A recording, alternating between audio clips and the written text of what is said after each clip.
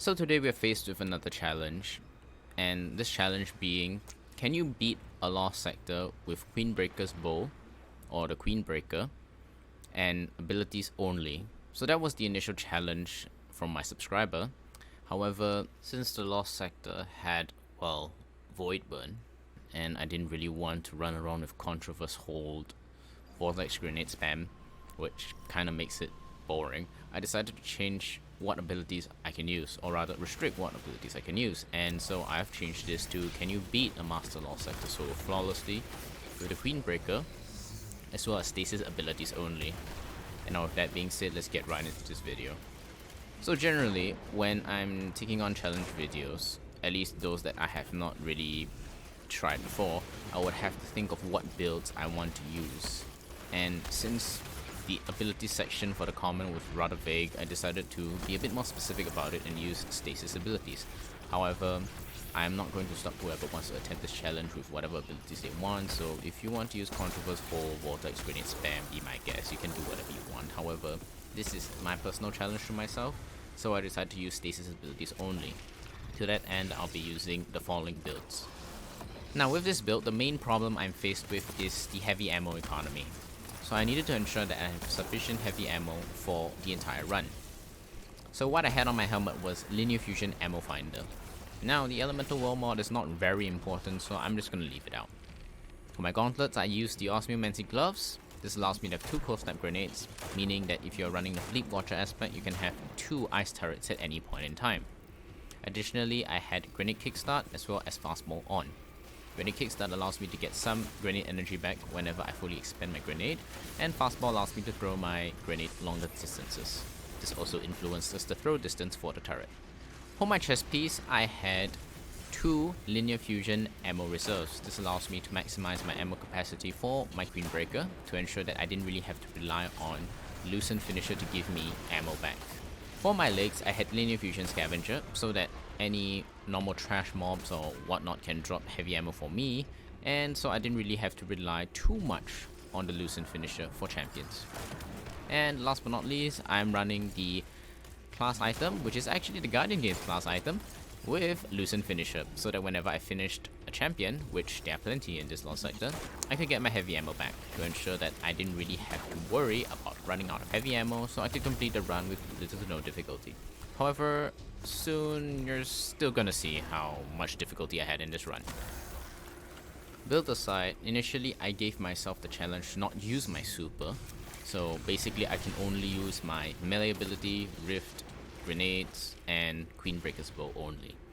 However, because of the heavy ammo economy being so scarce in lost sectors, I decided that I could be allowed to use finishers to kill champions so that they can drop heavy ammo, to make it a little bit more fair in my opinion, because if that were the case and I run out of heavy ammo, I'm pretty sure no one really wants to wait and watch me slowly kill everything with stasis turrets.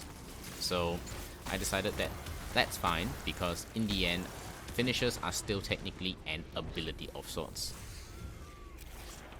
With that being said, I wasn't really gonna make it a point to, well, use finishers on every single enemy I face besides champions, because heavy ammo is important. So I decided that for warlocks, it should be more appropriate for me to literally take my uncharged melee and slap the shit out of all the enemies I faced along the way. But to ensure I was, well, sufficiently shielded in the event that, you know, I get one shot by anything, I decided that I need to play around with my stasis subclass, as well as buildcraft using the stasis subclass as well. So here's basically a short summary of what I did. So I'm using Bleak Watcher, no brainer. I'm using Ice Flare Bolts so that when shattering a frozen target, it spawns Seekers that will track and freeze nearby targets. This is really good for clustered up enemies, as you will see in the video. For the 4 fragments I used because, you know, using Ice Flare Bolts and Bleak Watcher allows me to use 4 total fragments. I was using Whisper of Durance, so the slow from my abilities last longer. For those abilities that linger, the duration will also increase. I was using Whisper of Shards. Shattering a Stasis Crystal temporarily boosts your grenade recharge rate. Shattering additional Stasis Crystals increase the duration of this benefit. I'm using Whisper of Chains. While you're near a frozen target or a friendly Stasis Crystal, you take reduced damage. And last but not least, I was using Whisper of Torment.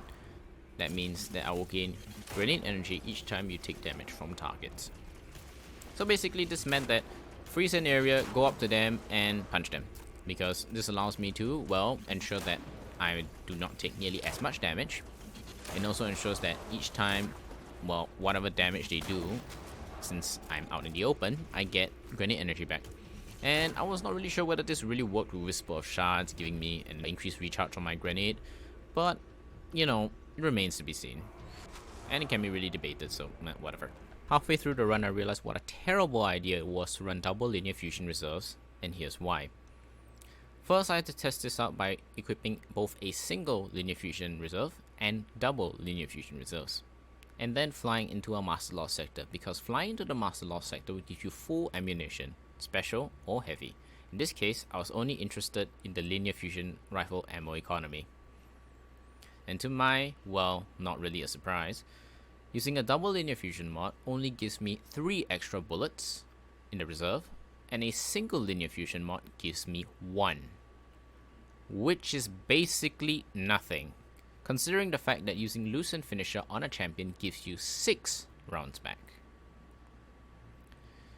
Knowing this, I realized that a better approach would be to spec into some damage resistance and protection, such that when I run up to the champion to finish them, I wouldn't be one-shot by any bullshit, or, well, just maybe because of bad luck. But you're still gonna see me mess up a bunch of times, so yeah. So, I swapped on a chest piece with thermal shock plating as well as void damage resistance.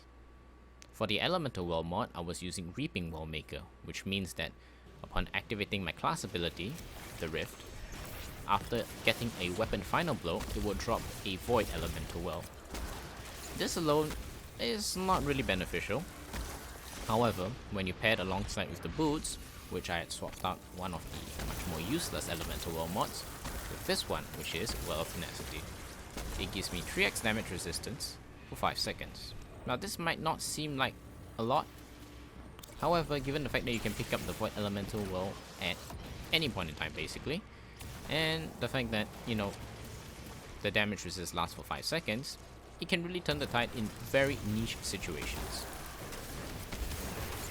So mainly for the first entire section, up until the Shrieker, I didn't face many problems because it was just a cluster of enemies, and so long as I can freeze them and deal with the more priority targets like the barrier champions with my Queenbreaker, nothing really disturbed me for the front part.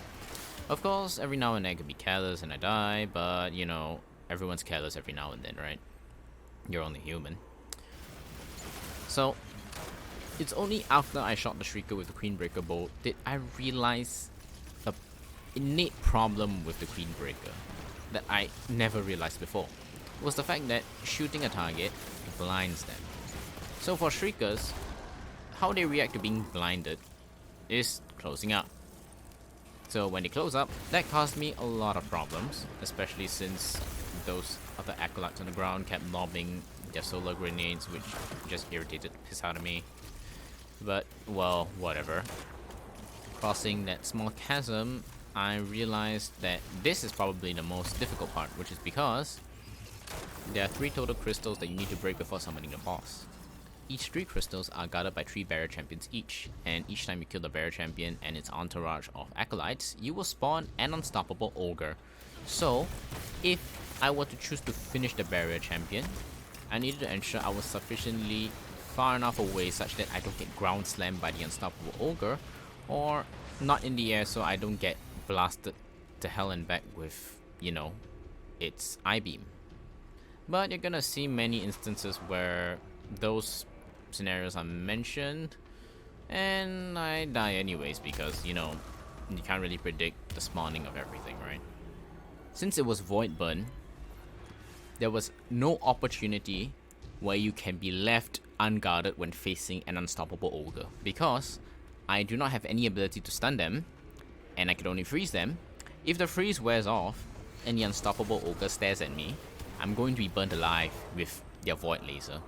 So I had to switch it up even more. So I brought out my Artifice armor from the dungeon and I equipped double void damage resist along with the Reaping Well Maker and thermal shock plating. That would be sufficient enough to carry me through the run. Or so I thought. By the way, for those wondering, I had decided to use my super because to me it counted as an ability.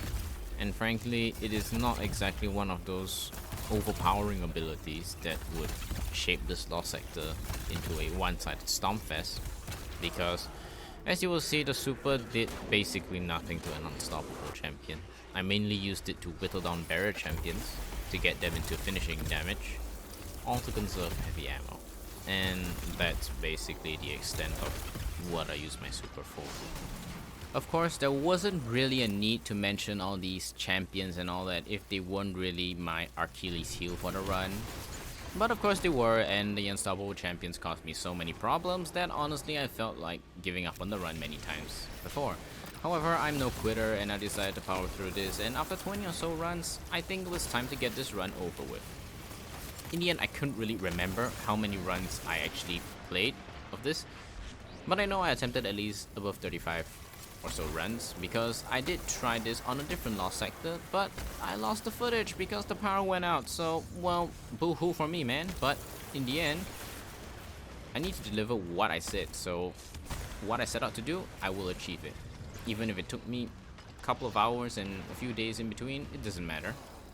Because on this run that you'll see, I did attempt it successfully. Opening up the lost sector, I charged and threw my grenade to freeze and subsequently punch everything in my way. Then I repeated this with the fleeing barrier champion and used him to grant me heavy ammo. But it flew off the map. Well, whatever, there's another barrier champion. I then made relatively short work of the Shrieker due to my aim flinching from damage, and used another turret to freeze and then finish the barrier champion. This time, he gave me ammo, finally. Across the chasm, it was a slow freeze and punch crawl through each void crystal, with the occasional finisher on the barrier champion. However, I made a mistake and killed the top barrier champion first, which triggered the unstoppable champion to spawn and forced me to run. Needing to conserve ammo, I used my super to bring the barrier champion on the low ground low enough and subsequently finished him off for more ammo, with the unstoppable champion seemingly absent now from the low ground. This instilled a lot of fear in me, as I had no idea if he was gonna teleport behind me and ground slam, so for the remainder of the run, I became extra cautious whenever the unstoppable seemingly disappeared from my sight. Continuing on, I repeat the same steps of freezing and finishing with the punching of low-tiered enemies in the mix until I arrive at the boss. As you have seen earlier, to honor the challenge, I even meleeed each of the 3 void crystals on top, meaning to say that the void crystal with the boss was no different. I broke it and ran away, dealing some damage by using my super on the barrier champion for more ammo. In the end, was nearly inside. However, I was then chased down by a Hive Knight with 2 shields, and that dude ate up a ton of my ammo. Seriously? What's up with that? Now here comes the boring part. After expending the last 2 of my shots, I played the ability waiting game. I know, and waited for my grenades to recharge, because there was no way I was running up to the boss and punching him when there were void snipers behind him. So I had to wait. But to prepare for such a moment, I did have a way to get my grenade back faster.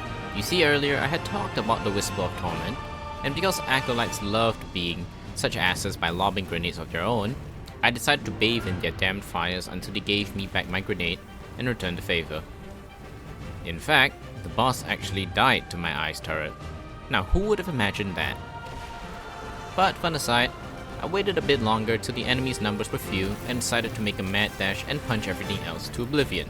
And eventually, 17 minutes and 56 seconds in, I had completed this Master Lost sector solo flawlessly with only the Queenbreaker and abilities.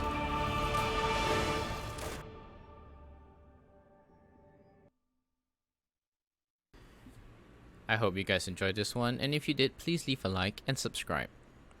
It really means a lot to me, especially since I'm taking a lot of these challenges from the comment section, or those that come to my mind in the heat of the moment. It shows that I really care about what you guys suggest to me or give me feedback from in the comment section below. I really take it to heart, and if it's an interesting enough challenge that can be accomplished, you will see me attempt it, but please be mindful that I cannot publish it immediately since I have to record, attempt, and of course edit it all by myself, so please be understanding of that. Now, I'm still in the midst of editing the Devil's Ruin video, so when that comes out, I'll be sure to let you guys know. That is my most recent challenge that I was suggested, and I actually have an interesting challenge that I thought of and actually have finished recording by myself. So no need to worry about that. Anyways, thank you guys for watching, and I'll see you in the next one.